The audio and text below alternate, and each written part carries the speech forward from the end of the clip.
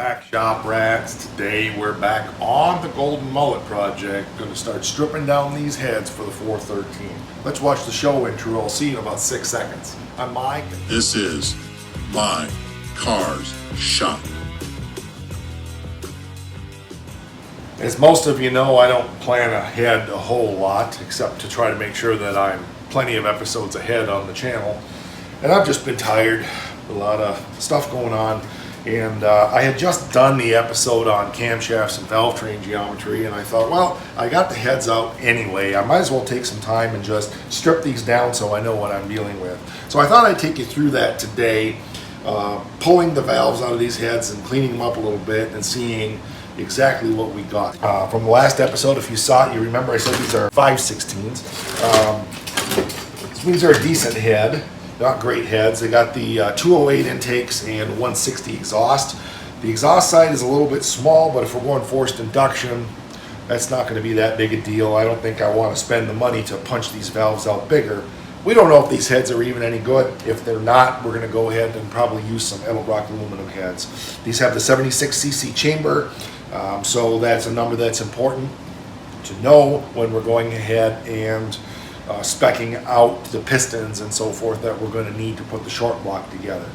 But I want to see if these heads are any good, so let's take you through the process of how to disassemble heads if you don't. Now I have this cheap old J.C. Whitney, that's how old it is, valve spring compressor.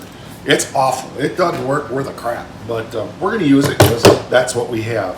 The first thing I'm going to do is go through and just loosen up the valves a little bit, so let's show you how we do that. One of the ways that I do that is just to take a hammer and just gently tap. And I can tell which ones are loose. This one's loose. That one's not. That one is. That one is. That one is. That one's not. That one's sort of not. Kind of sort of. It's opening a little bit. I saw it move. And that one's loose, I think. So I'm going to spray them down with a little bit of Croil.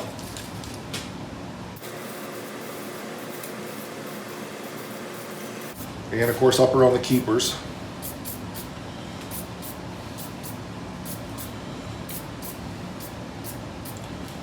And go through and tap them again. Oh, that one just broke loose. Saw it come back up. This one is definitely opening up, so I'm going to try to get some lube dauber up in there. Understand, yeah, I know I'm hitting against the head of the valve. I'm not hitting it hard, I'm just gently tapping.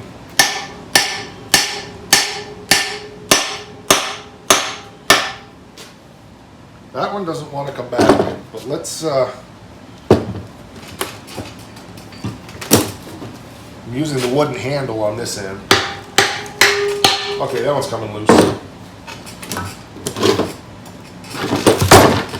I know that I'm tapping steel against steel here. I'm going to dress those up a little bit anyway when we do the valves, so I'm not that worried about it, and I'm not really beating on it hard, it's just a gentle tap. Okay, that one's opening up, so we'll do the same thing on this side.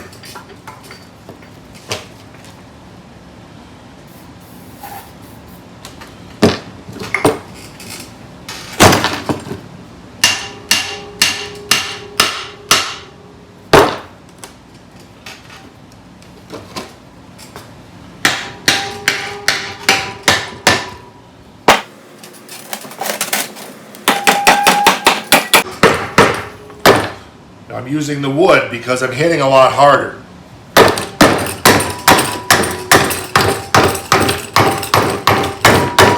All but one. This one's still sticking.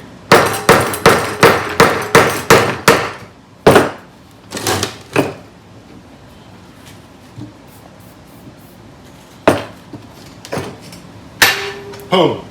Broke her loose. Okay, so that's the first step, is just getting the valves a little bit loose in the bore. Now the next thing I'm going to do is actually go through and tap on the springs to try to get the keepers to break a little bit loose.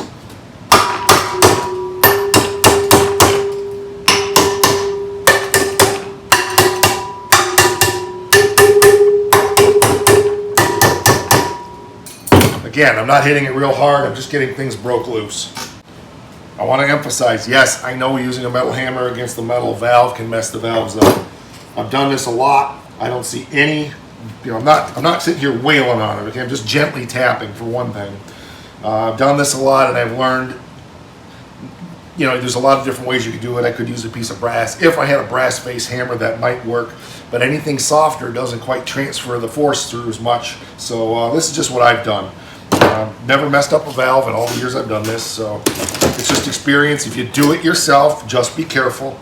So let's go to our first one here. If the tool still works. So I'm questioning if it does. Which is pretty rusty crusty. Okay, we got to fix our tool, I think. We got our tool fixed. And got the first one compressed, but it's not quite enough, so we need to make a slight adjustment on our tool.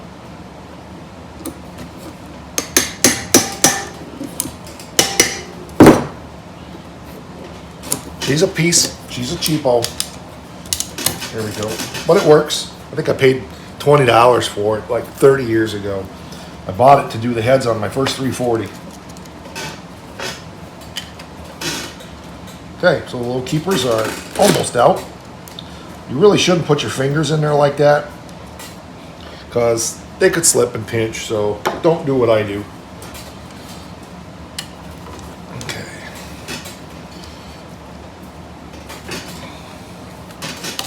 Ouch!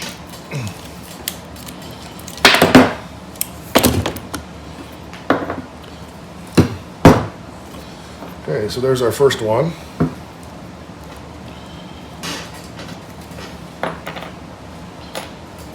The valve seals are still actually on there. Can you believe that? The valve actually looks pretty good. I got a little tool that we'll clean these up with here in a minute, but I want to get a piece of cardboard and put these valves in order, just poke them through. I used to have, actually, I think I have a yardstick for this. Let me see if I still have it. All right, let's do another one, eh?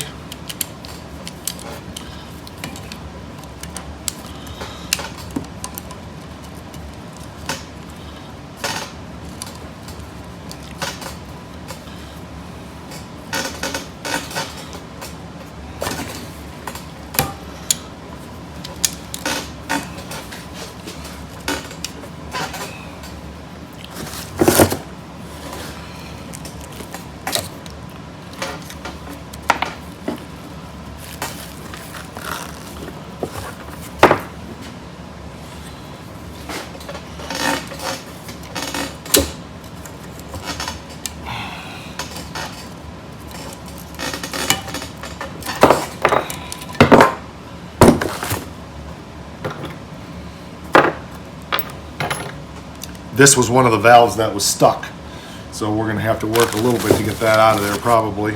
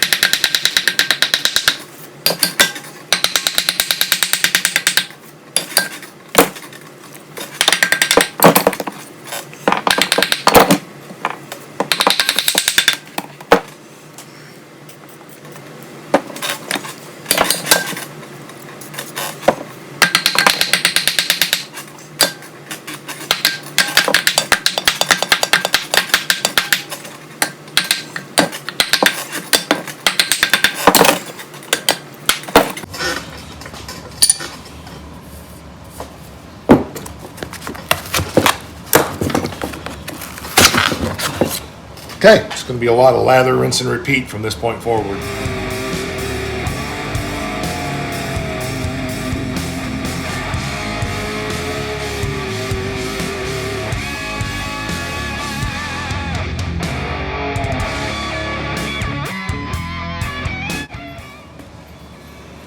One thing I was being real careful of is to be sure that there's no chamfer on the end of these, because that can make them really difficult to get out.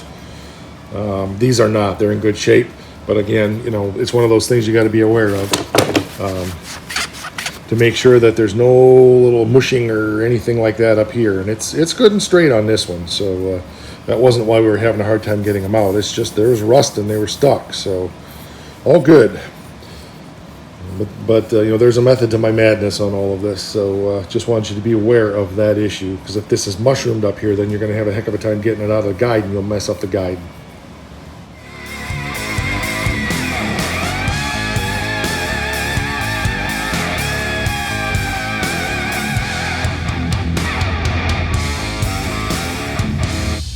This is the first one that I found in the batch here that has a ton of rust on it that's preventing it from coming up. There's a little bit of rust on some of them, but it really wasn't preventing them from coming out as much as you might have seen me working them. They were just gummy all around. So just taking a second to clean this one up a little bit. Not intending to get it perfect, and there's no chamfer on it, so we're good. Yeah, that's making the difference. Okay.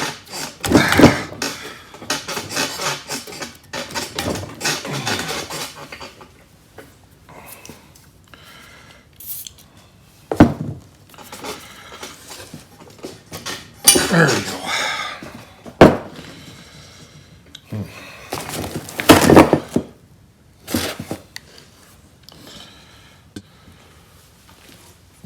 So as a case in point, this one's really stuck. I went ahead and cleaned it up a little bit. Really doesn't make any difference. So the issue with these other ones that I was struggling with is it's down in the guide, it's not the valve itself. So I just want to make that clear that I am watching these for chamfer, and I'm watching the head of the valve for rust to be sure that's not what's preventing us from going through. This other one here was the first one that that was the issue on. I cleaned it up and it made a difference. This one I cleaned up just to prove the point. This one wasn't rusty, but I cleaned it up anyway just to prove the point, because I know some of you were thinking, well, you should have been cleaning those valve stems before you tried driving those out of there. Well, again, it was a judgment call, but I did this one just to prove the point that the issue is down in the stem. It's not the valve, you know, the exposed part of the valve up here. So in that case, you just have to put some doobie-dobber on her and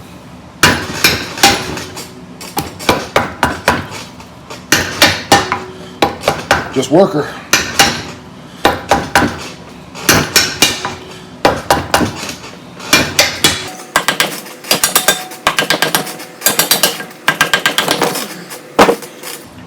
There you go.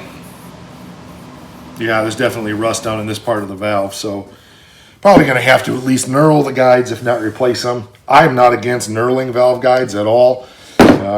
Some guys don't like that, but you know, it is what it is.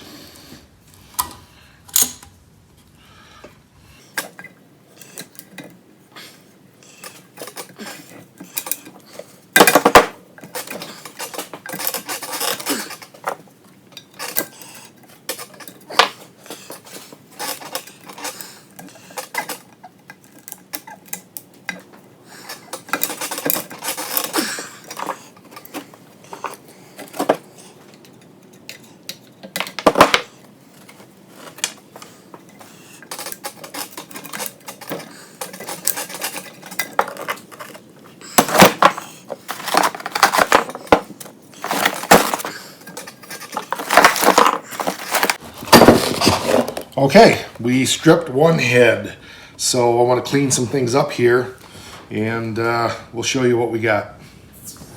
Okay, so we got our head all stripped down, so I'm going to take one of the valves, the first exhaust valve that we took out, and I'm going to hopefully chuck it up in my drill. And we're just going to clean it up a little bit with some, I don't know what this is, 400 grit maybe.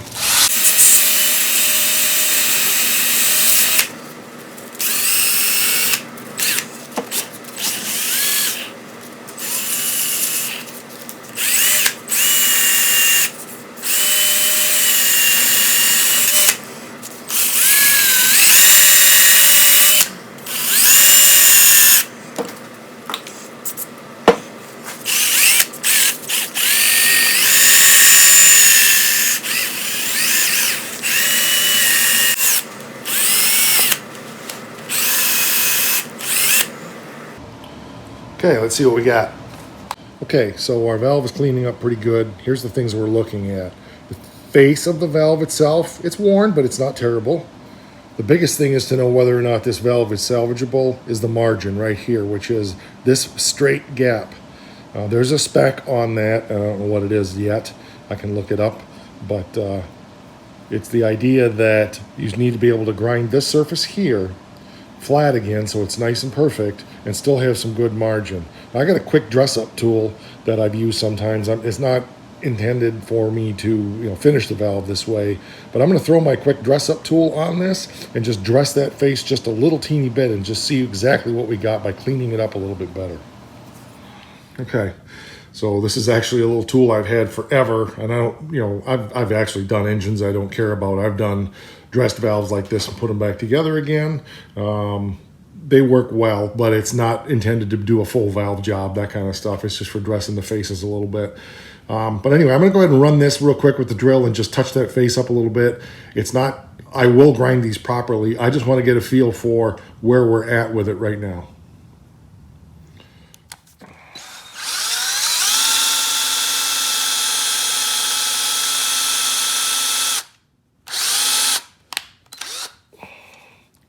And that's all I'm doing, no more than that. So that gives me a better idea what the true condition of this valve is. So it's better than I expected. So it will only take a little touch to dress that exhaust valve on a real valve grinder. And that valve is 100% going to be usable unless our stem wear down here is wrong or something like that. But it doesn't feel like it. There's a little teeny bit of wear in there. I gotta think where my micrometer is. Okay, I got my 0 to 1 inch mic, which is the only micrometer I actually own. And we're looking at, these are 3/8 valve stems, so it's 375 for the guides. The valves are 371, and this is a 371. I don't know what the plus or minus spec is, but I'm showing just a little bigger than 371 on this valve stem. So I think we're okay on the valve. The valve guide is supposed to be 3.75. The valve is supposed to be 3.71. I don't know what the tolerance is, but my guess is it would be 1/1000th of an inch or so, give or take. So I can look that up better, but that was right on the money, 371 to 371 and a half. So that gives you 3.5 to 4/1000ths of an inch of valve clearance. So let me show you overall how much that is. That right there is 4/1000ths of an inch. Okay, so that's pretty dang tight as far as I'm concerned. So we're good. And remember the L over D on that. It's not just a little thing. So L over D is the length over the diameter. So we've got a guide in there that's so long. We've got a good 1 to 1.5 inches of valve guide for this to go up and down in. So we're in good shape, I think, as long as the guides themselves are good. Let me see if I can get a quick dimension on the valve guide depth itself. I just wanted to bring you over here and show you. Look at the seals; they're still on there, and quite frankly, they're still soft. This engine would not have smoked, most likely. I am very surprised at how soft these are. Look, this engine didn't have a lot of hours on it. It's very evident that it did not. And you can tell that by looking at that valve itself, how clean that valve is.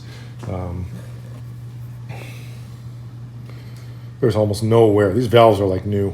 So that's going to dress up real nice. I think as long as our guides are okay, I think we're going to be good. So what I need to do is get a small tool to go in and hone those guides out, clean them up real good, and then get a snap gauge to measure the inside of those guides and make sure they're good. But I'm going to pop one of these seals off because I'm just curious to know what the depth is on the valve guide itself. Just a ballpark.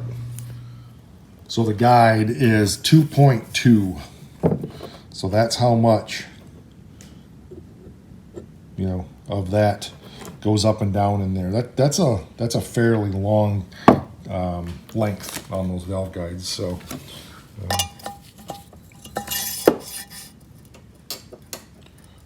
there's not a lot of play in there, that's for sure. I'm thinking we'll be all right. We just hone these out real good and try not to take any material out of them. I didn't think we'll need to knurl these guides. This is the exhaust valve. These are the ones that I always wear the most. Now this is only one valve. Obviously we have 16 to look at, but I'm gonna go ahead and do an intake valve next and see what we got with that.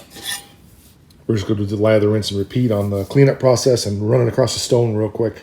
But exhaust valves are always the ones that take the beating the worst because of all the hot exhaust gases going out. They tend to work like a cutting torch on this stuff. So I'm pretty impressed with this.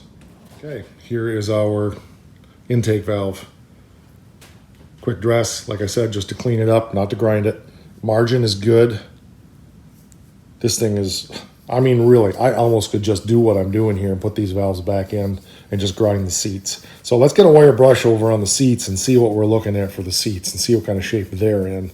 But I'm pretty impressed with these valves. I haven't mic'd the stem on this one yet. I'll do that real quick. Make sure this isn't bent. Nope, doesn't look like it is to me without putting a dial on it, of course. We'll need to do that.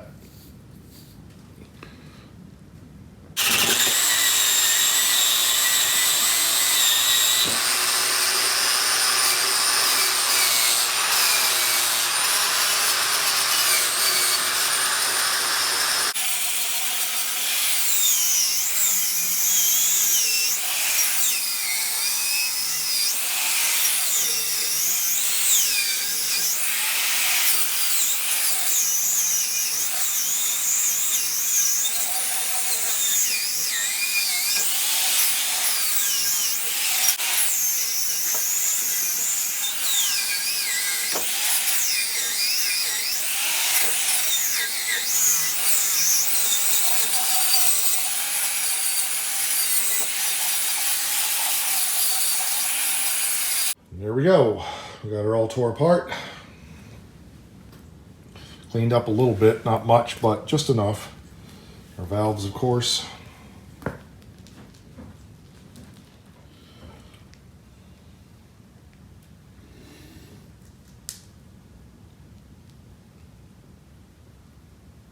Seats don't look too bad. They obviously need to be ground. The heads need to be cleaned up a whole lot more. But I think they're going to be very usable, and as long as the guides are okay, and I suspect that they are. So we will need to get the guides cleaned up, and I need to get a snap gauge to put in there and dimension those guides and be sure they're not too worn. But from what I'm seeing on this motor, there's not many miles on it. So let me talk a little bit more about some philosophy here. In doing a build, I am always about conserving finances, mostly because I don't have much money to do anything. And if I was to go to the parts catalog and buy the heads, you know, everything that I need, I would spend thousands and thousands of dollars. Not a lot of you have heard me say this before, but a lot of you are new to the channel, so I want to reiterate some things here that are important to understand context. If I have a perfectly good set of these 5/16 heads, yes, the exhaust valves are a little small. We could punch it out, put new seats in it, and put bigger exhaust valves in it. But I have these. These valves are good. There's nothing wrong with them. Will they flow as good as a little bigger valve would? No. Is that going to make much difference for what I'm going to be doing with this car? No, not really, especially when I ultimately bolt that big old 671 blower on the top. So it may make the difference in the eighth mile of a half a tenth, maybe a tenth. It's not going to make that much difference. There are things that are a lot more important. So it's a judgment call always, but I don't see it being a big deal. I think in phase one, what I'm considering is just building the motor without the blower, running it, seeing what it does, and then putting the blower on as a phase two. The second thing, heads are something you can just bolt on, right? I have these, I can use them down the road if cash loosens up and I want to spend $2,500 or whatever it's going to be to get those Edelbrock heads and throw on here. I can do that. It's not that big a deal. So I want to focus the money and the energy in the places that are important, and that is down in the reciprocating mass of the engine, making sure that I've got the pistons that I ultimately want, the rods that I want. I already have the crank that I want. So other things like heads, camshaft, all of that, I consider to more be bolt-on, meaning I don't have to pull the engine back out to do any of that work. So why not start with what I have, get a baseline, see how it works, and we'll go from there. I was going to have to stick a couple $1,000s into these heads. It would be pointless, and I get that. They're much better than I thought. Of course, I need to go through and check all the valves, and we need to grind the seats, and we need to check the guides, but I'm going to do most of that work myself. I may just take the valves up. I'm going to see about trying to find the tool to grind the seats myself. We'll do a 3-angle valve job on it. I've done them before. It's not that big a deal.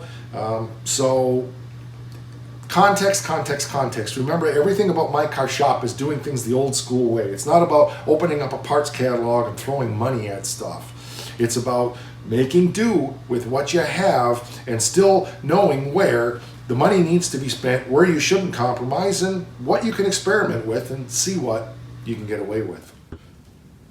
I obviously have another whole head to tear apart and do, and I've got to check all of these valves. I'm not going to waste all of your time going through that. If I get into something and I find something that I think is abnormal or out of the box, I will definitely share that with you. I don't know if I'm going to have time today to get the other head torn apart. I might not. But it is a holiday weekend, and I got other things that I need to be doing. Well, I really appreciate you being here. Drop your questions, drop your comments. Understand context here. I try to share with you things that I've learned based upon years and years and years of experience, what I can get away with, what I can't, why I do what I do. You don't have to agree with it, but the proof is in the pudding. At the end of the day, if it works, is it wrong? So we don't want to ruin parts, obviously, taking something apart. Tried to share with you the valve stem issues, where I was cleaning them up a little bit before I took them out versus just pushing them through because I knew the rust was down on the stem where I couldn't get at it. Using a hammer the way I did, explaining that, being sure not to mushroom the head of the valve. All that stuff, that's just stuff I do automatically without even thinking, but I'm trying really hard to slow down as I'm doing stuff and say, okay, have I explained this? Am I explaining that? I didn't think about what this could look like and the conclusions people might jump to. Let me back up and explain this and explain that. So I appreciate you being here. As I always say, it isn't necessarily the right way. It's just the way that I do things. And at the end of the day, if the product turns out good, then is it wrong? So, all right, that'll do it. We're over on the face thing, / My Car Shop. We're over on Instant Grandma. She loves us and does the cookie thing, and / My Car Shop. / My Car Shop there. We're here on the You thing. If you would share the videos and share the channel with other people so that we can continue to grow, I really would appreciate that. Take that time, smash that like button, subscribe, do all that stuff. That would be great. All right, that'll do it.